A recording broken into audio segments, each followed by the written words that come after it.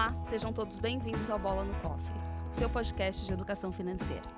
E hoje, com uma querida empreendedora, mãe, mineira, uma pessoa totalmente dedicada ali às suas atribuições hoje no mercado, Fernanda Vieira. Seja bem-vinda, Fer. Meu Deus, depois de uma apresentação dessa, a gente fala o quê? Muito obrigada. Obrigada pelas palavras e muito obrigada pelo convite. É um prazer ter você aqui. Eu tentei trazê-la, né, na primeira temporada, não deu certo, muitos desajustes, mas que bom que o momento certo chegou. Exato. E é um prazer ter você aqui, Fer, porque a gente vai falar de temas extremamente importantes, né? A gente vai falar da tua trajetória, a gente vai falar da tua vida hoje enquanto empreendedora, como que você tomou a decisão pela marca que você tomou e os principais desafios que você enfrenta, tanto nessa decisão enquanto empreendedora, quanto na sua decisão de ser investidora, né? Porque você também é investidora. Então, vamos começar? Bora, Então, vamos maravilha. começar. Fer, conta pra gente um pouco da tua trajetória. Meu nome é Fernanda, sou mineira, nascida em Guaxupé, Minas Gerais, tenho 39 anos, moro em São Paulo há 21. Nossa! Hoje eu me considero uma paulista mineira, né? Porque a gente não perde a essência da onde a gente veio, mas eu amo morar em São Paulo. Tenho 3 filhos, Pedro de 20, Maria e Marcos são gêmeos de 18. Todos criados, que delícia. Todos criados, encaminhados, faculdade, enfim. O Marcos está fazendo cursinho, porque ele se optou por fazer faculdade pública, que eu achei muito bacana. Maria Rita começou essa semana PUC Direito, e o Pedro já está no 3º ano de engenharia de produção. Que orgulho, hein? Coração transborda. Muito. Meus filhos são sensacionais. E até pouco tempo atrás, eu me considerava somente mãe. Só que isso para mim foi sempre muito pouco. Eu sempre queria mais.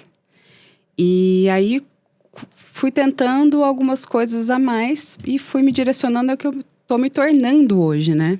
Que é uma empresária. Exatamente. Ô Fê, e antes de entrar nesse tema da parte de empresária, da mulher de negócios que você sempre foi e hoje você está de fato nessa cadeira, me conta como que era a tua relação com o dinheiro antes desse momento, né? Porque você contou tua trajetória enquanto mãe, enquanto, né, vindo de Minas para São Paulo já há mais de 20 anos, mas me conta, como que você lidava com o dinheiro e como que você foi se influenciando até chegar onde você está hoje?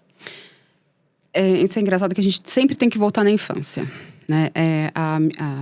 Minha mãe acabou se separando bem cedo do meu pai.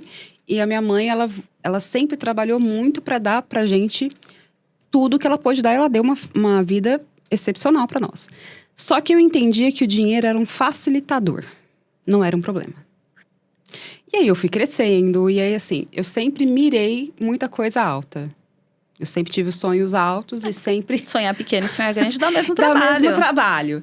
Então, eu sempre tive algumas sonhos grandes e eu venho alcançando eles. Só que eu entendi também que a gente precisa se planejar, né? Eu sempre fui muito objetiva e muito clara no que eu queria. E agora eu tô aprendendo a ser estrategista, porque até então não era. E era engraçado que eu tinha uma visão da minha avó. Eu volto bem mais pra infância, porque é o seguinte, meu avô entregava dentro de uma caixinha de madeira o dinheiro. Aí minha avó separava o que era mercado, o que era comida, o que era para comprar roupa para filho, o que era para isso, tal. Então isso veio enraizado, querendo ou não, né? Então eu já tinha essa cultura, né? Essa cultura, então já vem. E aí, quando eu fui casada, eu não cuidava tão perto o que era de que eu ia gastar com isso, que aquilo. Só que agora, 100% é o que eu faço. Então, assim, aí você volta do que você aprendeu, né? Que você aprendeu quando você era criança. Então, isso é bem bacana. Então, eu tô nesse momento, né? Tá.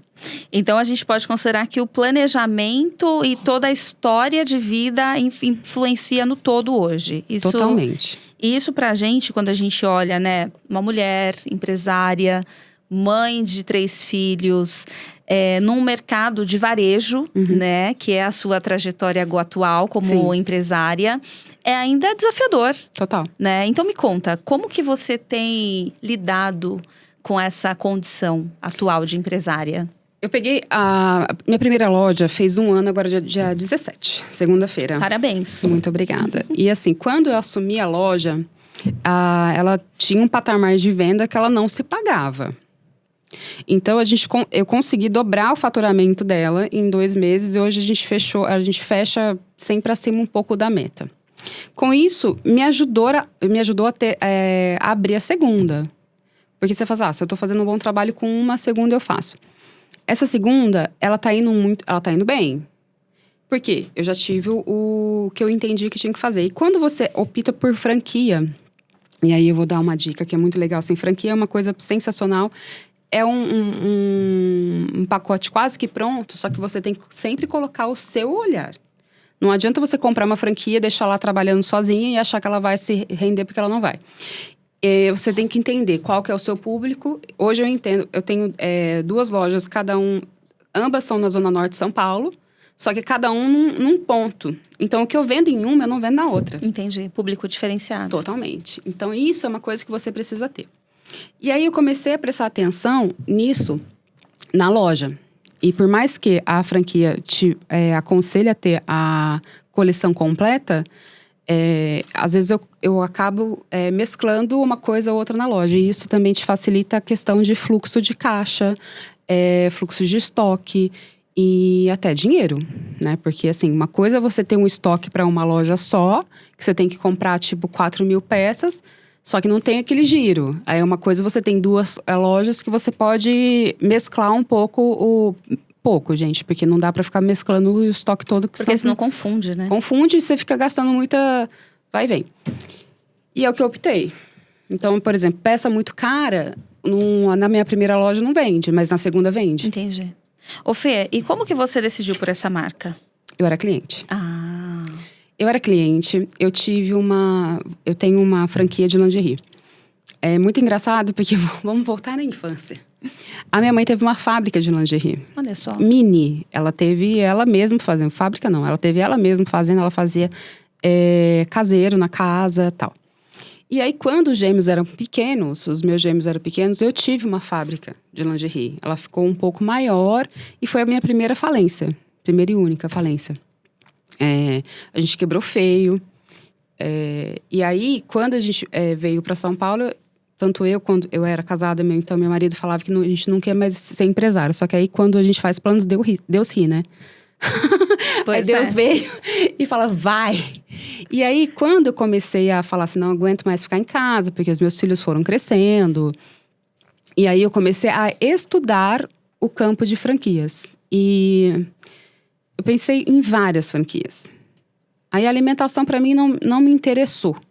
Eu falei assim, gente, eu gosto pra caramba de moda, vou em moda. E aí, eu fui pra marca que eu era cliente.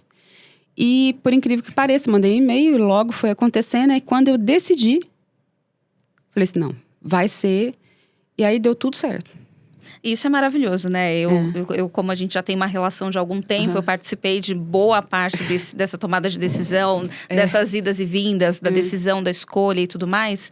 E o que mais me impressionou foi a sua motivação em fazer dar certo. Sim. Porque você tinha vários vieses ali, né? Para não dar certo. Para não dar certo. E você foi lá e provou que tá no DNA. Sim. E que tem que dar certo e que você sabe fazer dar certo. Então, que bom que você já tem a segunda, né, franquia da... Pode falar a marca? Pode. Da Hope. Eu vou tatuar a Hope, gente. E daqui a pouco terão outras, porque Sim. você é uma mulher de negócios e tá olhando muito para isso. Ô Fê, quando a gente fala hoje, né, dessa questão de empresária, como que você consegue fazer a organização das suas finanças hoje da empresa, sem misturar com as suas finanças pessoais? É porque é o seguinte, essa pergunta é muito bacana, porque eu vou te falar que eu faço de uma maneira muito simples. O dinheiro da loja é dinheiro da loja, o meu dinheiro é meu dinheiro. Eu sempre penso assim. E assim, vamos voltar de novo na infância, meu avô, ele era sapateiro, meus tios tiveram fábrica de botina, tal, que lá no interior tinha muito. Eu vi que enquanto o meu avô separava, as coisas deram certo. Quando meus tios misturaram tudo, deu tudo errado. E aí, de novo, o exemplo. Se você seguir o exemplo, você não vai ter erro. E aí, eu faço isso na minha loja. Por exemplo, eu tenho X para tirar. Se eu tô apertado no mês, o problema é meu. Exatamente. Não é problema da minha loja, porque assim, a minha loja não pode falir. E a gente vê, maioria de negócios que falem, não é por má gestão, é má gestão, mas não é porque não vende, não é porque o produto é ruim, não, é má gestão. Total. É, a má administração A má dos administração, recursos, né? Mas aí a gente entra num ponto importantíssimo, que é o tema da educação financeira, Exato. do fluxo de caixa, de se organizar, de se planejar. E a gente fala bastante sobre isso. Por quê? Quando você decide empreender, quando você decide viver de um mercado que não depende só de você, porque você depende também dos seus clientes, assim como eu, não está na sua mão. Exato. Então, você precisa ter uma organização muito bem feita, um planejamento e o melhor, cumprir tudo aquilo, né? Porque o papel, ele aceita tudo. Mas é a nossa disciplina, é a nossa persistência que vai fazer com que aquele resultado venha, né? Você sabe, eu sou a pessoa que mais fala assim, meu Deus, não tem dinheiro. É verdade, ela fala. Socorro. Ela fala muito. Socorro, tô desesperada. E assim, sinceramente, eu prefiro pensar assim. E até a questão, vamos lá, vamos falar sobre a empresa. Loja, todo mundo sabe que dezembro fatura. Dezembro, você Sim. vai fazer 2 meses e meio, é natural. Só que em janeiro, você não faz um. É, porque as pessoas estão viajando, estão Você pagando tá as viajando, contas. tá pagando as contas, estão isso. Só que aí as pessoas não se preparam para janeiro. Não se prepara. Acha que dezembro foi bom, vem no otimismo. Aí, de repente, e aí, janeiro? Como é que faz? Mas essa preparação, ela é imprescindível, porque não tem condição de você viver esperando por algo que você não tem garantias. É. Então, dezembro foi bom? Maravilhoso! Já segue a primeira lição do meu primeiro episódio da segunda temporada. Guarda parte daquilo que foi bom. Exato. Entendeu? Faça o caixa para o momento em que as coisas não forem tão bem. Porque a gente sabe que, é o que você disse, dezembro foi ótimo. Dezembro vai ser muito bom, Dia das Mães vai ser maravilhoso, Dia dos Namorados vai ser excepcional. Mas tem meses que não, né? Então você precisa, de fato, estar preparada para isso. Ô Fê, e me conta qual foi a principal lição que você aprendeu durante esse período, esse 1 ano de empresária, tendo que lidar com tudo isso? Olha, é que assim... foram várias micro coisinhas que vão se transformando em uma coisa absurda, né? Primeiro, eu acho que, principalmente, eu achava que eu não ia dar conta de muita coisa. E, de repente, eu dei conta de tanta coisa. Então, assim, não dá pra enaltecer uma. É porque são pequenas coisinhas. Hoje você vai consegue... vou dar um exemplo besta. Você vai consegue colocar esse celular em qualquer outro canto. Pronto, você conseguiu. Só que você achava que você não ia conseguir. Então, por exemplo, eu sou uma pessoa ruim de negociação. Eu sei de pedir desconto. Só que aí eu aprendi a pedir desconto agora normal. Então, você começa a ser uma negociante normal. E isso, para mim, foi um ponto importantíssimo nesse primeiro ano. Tanto que agora eu tenho que reformar a primeira loja. Porque eu peguei ela de um repasse. E eu tenho que reformar ela inteira. Então, eu consegui um desconto significativo. Que até a marca que eu sou franqueada falou, nossa... Eu falei, consegui e eu vou fazer assim, tá? Do meu jeito, sem pedir, meu jeito meio devagarinho ali, eu consegui. Toda mineirinha. E aí eu fui conseguindo. Então, assim, eu não consigo enaltecer uma coisa em específico. Foram várias pequenas coisas que me transformaram em uma pessoa, assim, eu brinco que eu sou quase que uma empresária. Você está num processo. Eu estou num processo.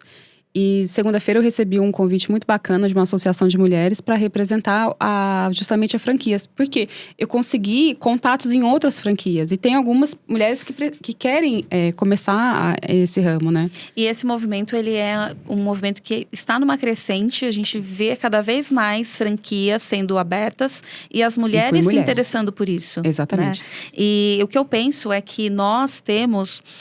muitas possibilidades, são infinitas possibilidades, né? E quando a gente tem pessoas boas, pessoas que a gente pode confiar e que já percorreram boa parte dessa trajetória, a gente precisa se contar. Então, parabéns. Eu estou muito feliz em saber que você está, de fato, olhando para esse movimento, que vai se dedicar e que já foi aí escolhida para representar, né, as mulheres. Então, parabéns, de verdade. Mas agora eu quero falar de outra coisa. Você já está emocionada. Eu quero que você conta pra gente o seu período de investidora de renda variável. Ai, Jesus. Vamos lá. Gente, eu comecei como investidora no mercado financeiro do jeito que ninguém pode começar. Eu comecei pro nível mais hard, que é o day trade. E começa-se com a ilusão que você vai alavancar e vai ganhar. Então, você começa com aquela ilusão que você vai ficar rico do noite pro dia. E as coisas não são por aí. Né? Então, acho que qualquer investimento que você fizer na vida, você tem que ter o período de maturação. Exato. E se você acha que você vai ficar rico do noite pro dia, foge, porque estão te vendendo coisas que não existem. Então, eu comecei pelo mercado de day trade. Eu não me arrependo, porque foi um super aprendizado. Me deixou um pouco perturbada. Deixou? Eu conheci você, inclusive, nesse período. Exato. Me engordou, me deixou doida, deixou. Só que eu acho que valeu, né? Eu acabei conhecendo muitas pessoas bacanas, me trouxe muito conhecimento, eu fiz muita amizade, que eu carrego até hoje. Graças a Deus, a maioria não está mais. Na verdade, eu conheço uma pessoa só, de todas as pessoas que eu conheci. E eu não aconselho. Tanto que hoje você não vê tanto. Você não vê mais aquele... Tipo assim, eu acho que muita gente quebrou. É que teve um período que se tornou uma febre, né? Se tornou uma febre, principalmente na pandemia, onde as pessoas precisavam ter a ilusão do enriquecimento em casa. Era ilusão. E assim, não adianta, você ganha dinheiro vendendo facilidade. Assim, dinheiro muito rápido, né? Não dinheiro que vale a pena, não dinheiro que é recorrente. Você vai ganhar dinheiro num curto período de tempo vendendo facilidade. E é isso que as pessoas fizeram. E aí, o que era legal? O que vendia? Era uma dona de casa, que era eu. No seu caso. E que conseguia... Porque assim, gente, teve dia que eu ganhei, teve dia que eu ganhei. Mas teve dia que eu perdia o mês inteiro. Né? Exato. Só que assim, contava-se só os dias de ganho. Então, isso vendia. E, na verdade, o que a gente vê ainda hoje é as pessoas que ainda operam e tudo mais, são poucas, de fato, mas existem. Elas só falam os dias de ganho. Só. E, historicamente, esse tipo de operação, elas trazem prejuízo. Vamos lá. Para quem conhece esse tipo de mercado, eu vou falar um número aqui. O dia que eu decidi que eu não ia fazer mais. Eu fiquei negativo no dólar em 100 pontos. Só que assim, eu não tava com um contrato. Um contrato de 100 pontos é R$1.000. Eu tava com muito contrato. Esse dia eu falei, não. Esse dia, assim, pra mim, eu falei assim, gente, isso aqui beira loucura. Não, mas que bom que você despertou, Fê, porque tem pessoas que não despertam e eu conheço várias histórias de pessoas que ficaram pobres, empobreceram durante esse período de pandemia em casa, fazendo esse tipo de operação. Eu conheço também. E assim, as poucas pessoas que eu consegui... Porque assim, gente, acaba virando um vício, acaba virando uma ilusão. E aí, E assim, sabe aquela coisa assim, eu não posso falar que eu estou errado? Fugiu a palavra. Orgulho, né? Tipo, não assume, né? Não assume. Então, assim, até para que eu falasse, até então, quando eu era casada, chegar para ele e falar assim, olha, escuta, deu merda. Errei. Tô errada pra caramba. Tipo assim, isso aqui, pronto. Isso é muito difícil. Só que você tem que fazer. Só que a maioria não faz. Aí, assim, eu conheci pessoas, que escondia e falava assim, não, eu tenho que recuperar pra falar pro meu marido ou pra minha esposa. Não recupera nunca. E é muito difícil essa condição do recuperar. Porque não depende de você recuperar. Não depende. Não. Depende de vários fatores, inúmeros fatores de mercado. E se você estiver na mão contrária, você vai perder mais dinheiro. É normal. E é o que acontece, né? É o que acontece. Não, é incrível. A única isso que coisa que eu levo de conhecimento que é o seguinte, pelo menos gráfico eu sei olhar. Pode ser assim, eu olho, pode ser longo prazo e tal, só que você pega assim, você pronto. Não faço mais day trade, mas alguma pouca coisa ficou. Não, mas isso é bom porque o conhecimento também ficou. E talvez se você não tivesse passado por esse período, você não teria aprendido dessa forma, não teria despertado e hoje não teria a consciência que você tem e a forma que você lida com o seu patrimônio hoje, né? Porque é totalmente diferente. Inclusive, a gente não tem renda variável na carteira. Não. A gente tá bem conservadora. Deixa assim. Não, tá certo. Meus tempos não. Não, o momento hoje é outro, é totalmente diferente. Totalmente diferente. Ô Fer, eu quero que você comenta com a gente como que tem sido para você esse momento de ter que lidar com todas as suas finanças, ter que tomar todas as suas decisões, ter que participar de todos os grupos de networking que você tem, que são inúmeros, todas as relações, né, todos os encontros e tudo mais. E como que você lida com essa questão que é muito falada do empoderamento financeiro que o dinheiro traz para a mulher? Gente, sem demagogia. Sem demagogia alguma. Dinheiro é poder. Principalmente para a mulher. Você não precisa ter muito. Não é isso. Você precisa ter o suficiente para você se sustentar. E senão você acaba vivendo relacionamentos que não funcionam. Porque você tem que ser obrigada a estar naquele lugar. Porque você não tem solução. E aí, quando você chega no patamar, você pega até assina o divórcio e fala assim, ai, foda-se, fica pra você. E, tipo, você não quer nem saber o que tá acontecendo. O dinheiro, ele acaba trazendo pra gente uma segurança que nós não teríamos se nós não fôssemos quem somos, né? Exato. E aí, o trabalho, ele enobrece o homem. Não homem masculino, homem pessoa. Pessoa. Certo? Indivíduo. Então, indivíduo, então isso é uma coisa muito, muito bacana. Só que para a mulher ainda dá um outro sentido. Porque assim, eu queria ser pertencente ao mundo. Eu queria contribuir educando 3 pessoas. Só que assim, as 3 pessoas estavam encaminhadas. Eu sei que eu posso mais. E aí quando eu resolvi começar a fazer... E aí é muito engraçado que sem demagogia... E a gente tem que aprender que os pontos positivos a gente tem que ressaltar. Sim. Desde sempre, eu sempre gostei de ser líder de classe. Eu sempre gostei de ajudar. Não é que eu gostava de aparecer, eu gostava de ajudar. Eu gostava de conversar, fazia isso, aí fazia trabalho, aí juntava um no outro, eu sempre fui falante. Então, isso é a minha característica. Então, assim, por que eu não vou fazer isso? E aí, quando eu abri a loja, a primeira coisa que eu fiz foi montar um atendimento na loja em cima das coisas que eu gostava de ser atendida. Como eu gostava de ser atendida. A sua experiência. A minha experiência. Certo? Então, eu fiz isso. Eu tô fazendo na segunda. E aí, o que aconteceu? O que começou a acontecer nos grupos que eu comecei a participar? Qual que é o problema de mulher? Mulher só faz negócio quando ela confia. É verdade. Certo? Então, assim, ela não vai fazer negócio com a Bruna se a Bruna é bonitinha. Ela não vai. Ela vai fazer negócio com qualquer outra pessoa, se ela confiar. Então, homens, não. Homem conheceu, fala, nossa, nós somos amigos, começamos a fazer negócio, não. A mulher, não. Você tem que fazer esse lado. Então, eu comecei a fazer jantar na minha casa. Comecei a frequentar pequenas coisas. Aí, eu consegui levar mala de lingerie, porque a roupa é lingerie. Eu mando mala de lingerie para uma pessoa e vou fazendo assim... para ficar um pouco mais aconchegante, e a gente vem trazendo isso. Uhum. Então, essa é a principal característica de grupos de negócio de mulheres. Você não vai sair hoje para um jantar de mulheres e você vai fechar negócio, não vai. Até mesmo porque a mulher ela é mais cautelosa e comedida no momento de tomar qualquer decisão. Por isso que sempre que a gente toma uma decisão, dificilmente a gente vai sair com a sensação de dúvida, de incerteza, né? Ou de vai dar errado. Não, a gente já sabe. Inclusive com as decisões que a gente tem na própria carteira de investimento. Se você pegar um portfólio construído por um homem, e isso é comprovado, tá?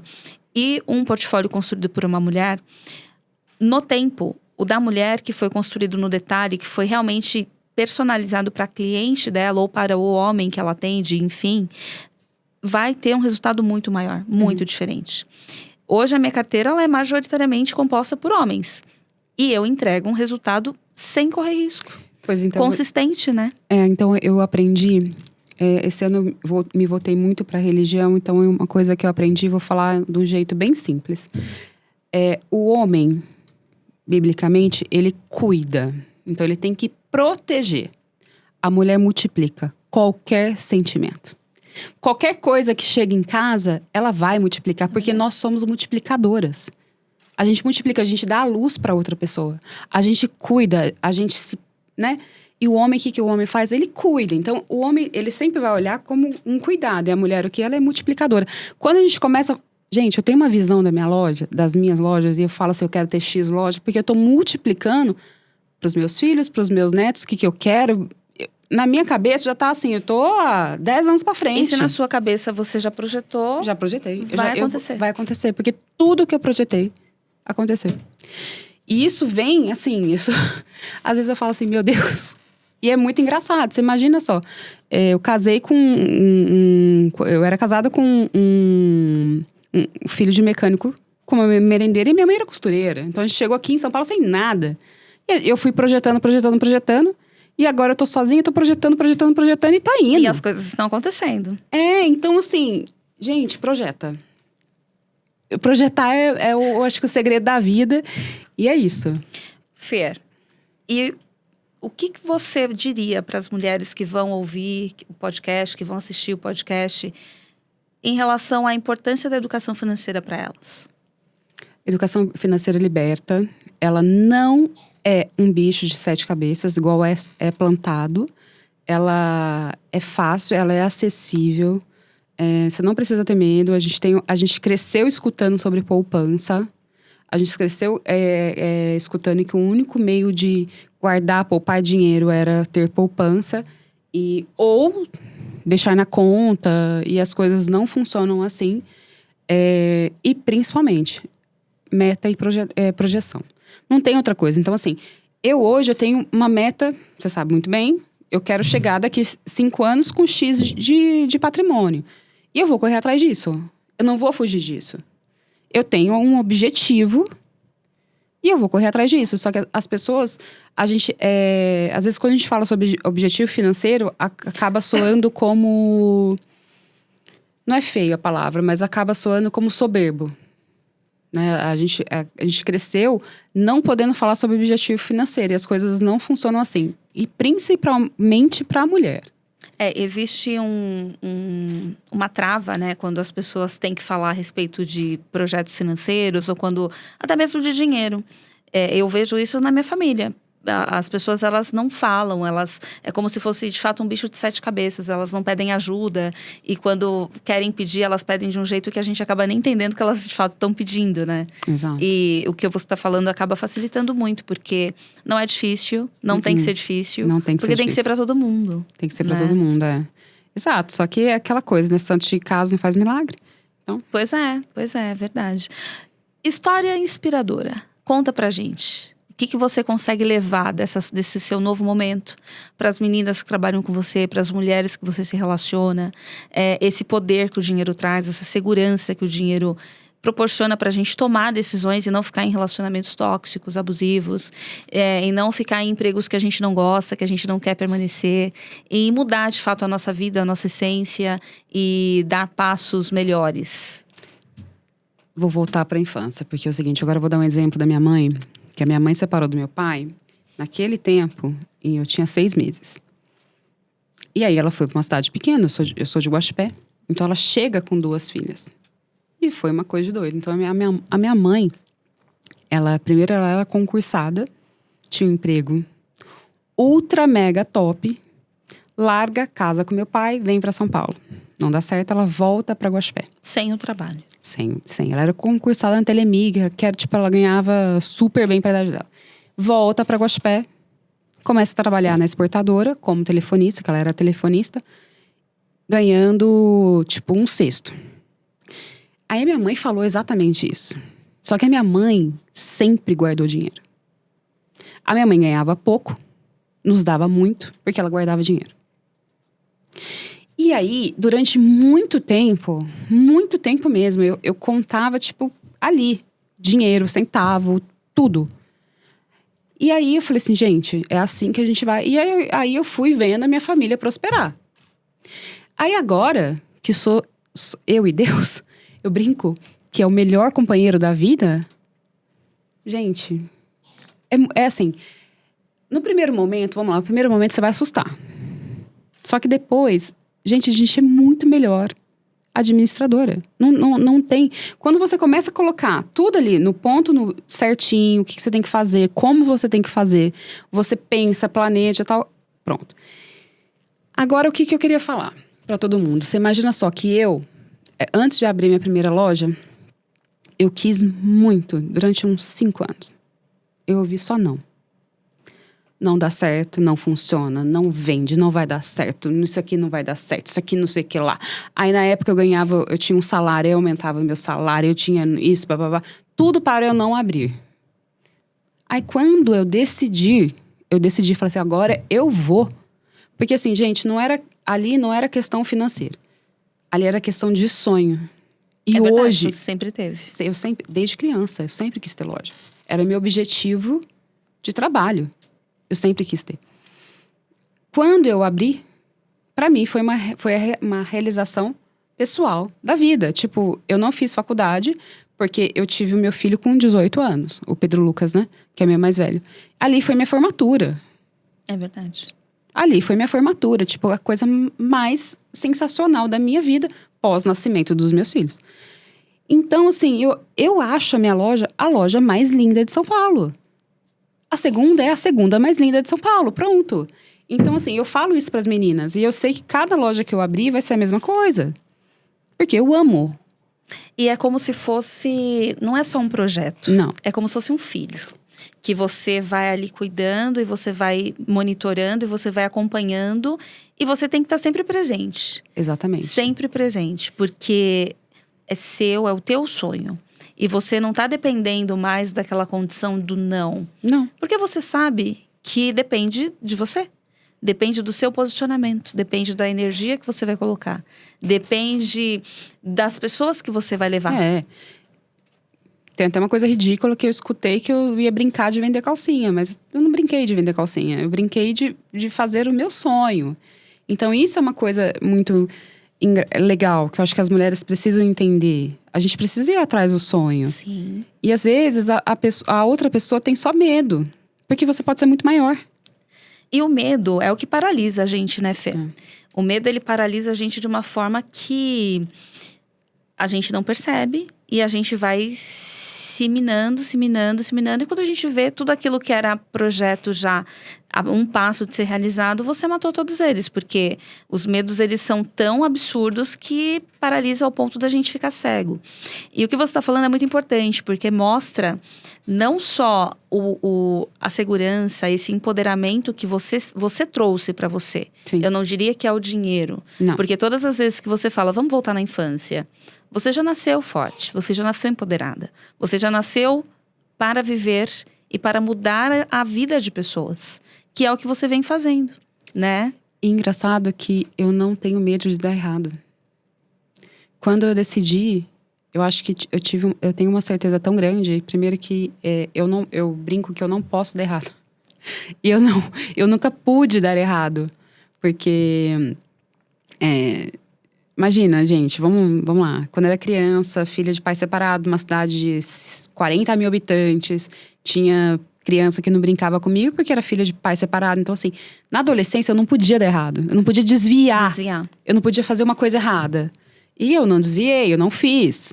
Aí, tipo, casei. Então, eu não posso dar errado. Eu não fiz absolutamente nada de errado. Sim. Eu segui o que eu tinha que fazer.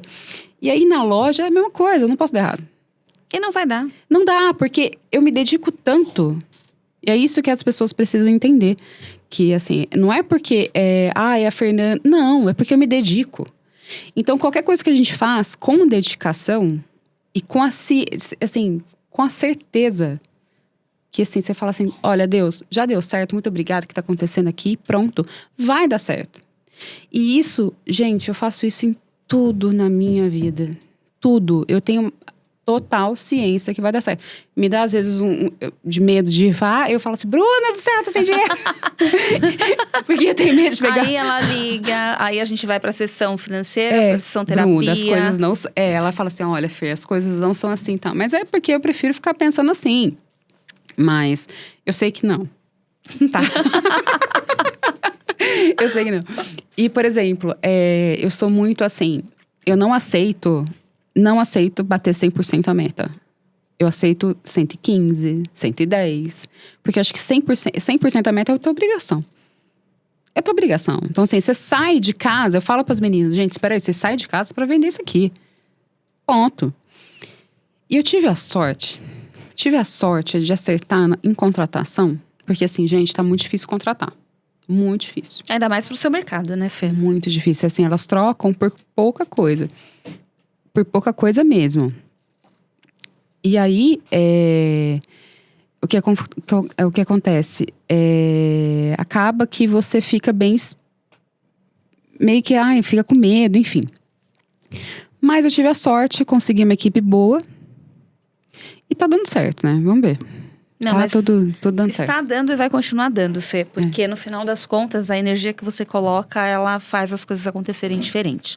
Bom, mas vamos lá. Caminhando pro final da nossa conversa. Eu quero que você traga para os nossos ouvintes, para nossa audiência, as suas reflexões finais, as suas considerações finais. Gente, isso também a gente acaba pensando assim, o que falar, né? O que a gente fala tem um peso muito grande. Muito grande. Então, assim, primeira coisa, acredite. Gente, eu acho que a palavra mais bonita que você pode pensar na sua vida é acreditar. Primeiro que é o seguinte, você tem que acreditar naquela voz que você tem, que é só sua. Você tem que acreditar no que você quer. Aí, gente, uma libriana sabe o que quer, Senhor. A gente fica um pouco na dúvida. Na balança, né? Balança. Mas, eu me considero uma pessoa muito decidida. Então, assim, para falar para as pessoas, se eu puder dar algum conselho, é isso. Acreditar. Em qualquer coisa que você for fazer na vida, em qualquer coisa mesmo, assim, eu sempre acreditei que tudo ia dar certo. Eu sempre acreditei na onde eu poderia chegar. Mesmo quando a gente faliu, eu tava num apartamento de 47 metros. Saí de uma casa de 800 metros, fui para um apartamento de 47 com eu, meu marido, os meus 3 filhos e um cachorro. Era esse o meu cenário. Ali, eu acreditava e ainda falava assim, um dia eu vou ter um apartamento assim, assim, assado. E tive. Então, assim, em 8 anos, eu consegui. Porque eu nunca duvidei. Eu sempre acreditei e sempre tive um objetivo na vida. Sempre. E você sempre buscou, né? Sempre busquei. Sempre buscou. E agora eu tô buscando outras coisas. E vai conseguir, com certeza. Maravilhosa. Eu volto pra falar. Ela volta pra falar.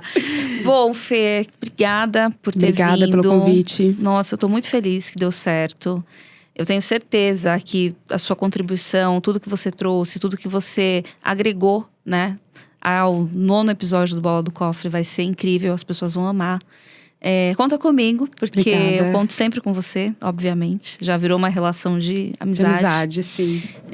Então, muito obrigada, de fato.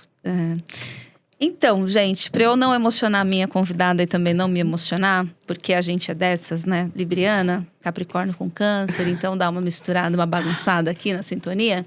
Eu quero agradecer a Fernanda, ao Eric, ao Jonas, que estiveram aqui conosco nesse episódio, aos Estúdios Blick, à Tawari Investimentos como nossa apoiadora. Agradecer a vocês.